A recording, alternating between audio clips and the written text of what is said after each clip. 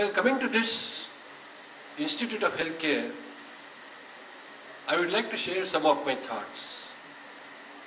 If I am asked to identify 3 important disciplines which will take India to 220 as a developed nation, I will identify only 3.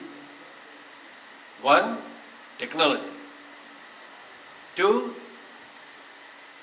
healthcare center. And 3, education. THE, the, is the discipline which will make India a developed nation by 2020. And I am glad that Dr. Sancheti has started his foray in 2 disciplines out of 3. One is education and second is healthcare.